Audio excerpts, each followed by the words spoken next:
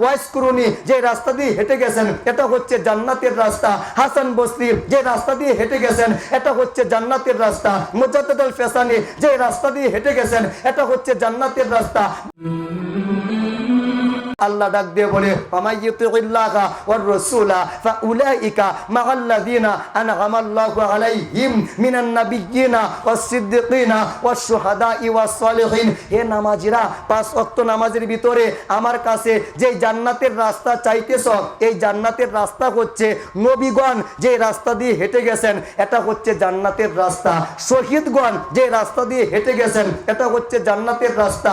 সিদ্দিকগণ যে রাস্তা দিয়ে হেঁটে গেছেন এটা হচ্ছে জান্নাতের রাস্তা। তারপরে 4 নাম্বার হচ্ছে ওয়াস সালিহিন, শাহজালাল যে রাস্তা দিয়ে হেঁটে গেছেন এটা হচ্ছে জান্নাতের রাস্তা। শাহপরান যে রাস্তা দিয়ে হেঁটে গেছেন এটা হচ্ছে জান্নাতের রাস্তা। শাহ কামাল যে রাস্তা দিয়ে হেঁটে গেছেন এটা হচ্ছে জান্নাতের রাস্তা। শাহজামাল যে রাস্তা দিয়ে হেঁটে গেছেন এটা হচ্ছে জান্নাতের রাস্তা। ওয়াইসকুরুনি যে রাস্তা দিয়ে হেঁটে গেছেন এটা হচ্ছে জান্নাতের রাস্তা। হাসান বসরি যে রাস্তা দিয়ে হেঁটে গেছেন এটা হচ্ছে জান্নাতের রাস্তা। মুজাদ্দিদ আল ফেসানি যে রাস্তা দিয়ে হেঁটে গেছেন এটা হচ্ছে জান্নাতের রাস্তা। বাহাউদ্দিন নকশবন্দি যে রাস্তা দিয়ে হেঁটে গেছেন এটা হচ্ছে জান্নাতের রাস্তা। খাজা মাইনুদ্দিন চিশতি যে রাস্তা দিয়ে হেঁটে গেছেন এটা হচ্ছে জান্নাতের রাস্তা। বরফির আব্দুল কাদের জিলানী যে রাস্তা দিয়ে হেঁটে গেছেন এটা হচ্ছে জান্নাতের রাস্তা। খাজা বাবা শাখান শাহী এনায়েতপুরি হুজুর পাক যে রাস্তা দিয়ে হেঁটে গেছেন এটা হচ্ছে জান্নাতের রাস্তা। শাখান শাহী শম্ভুগঞ্জ হুজুর পাক যে রাস্তা দিয়ে হেঁটে গেছেন এটা হচ্ছে জান্নাতের রাস্তা।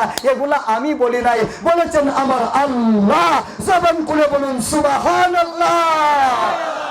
আল্লাহর ওলিদের পথ, সঠিক পথ, রহমত, বরকত সবকিছু একমাত্র শুধুমাত্র কেবলমাত্র বর্তমান এই টাইমের ভিতরে আল্লাহর ওলিদের পথের মধ্যেই রয়েছে, মতের মধ্যেই রয়েছে, আদর্শের মধ্যে রয়েছে, চরিত্রের মধ্যে রয়েছে।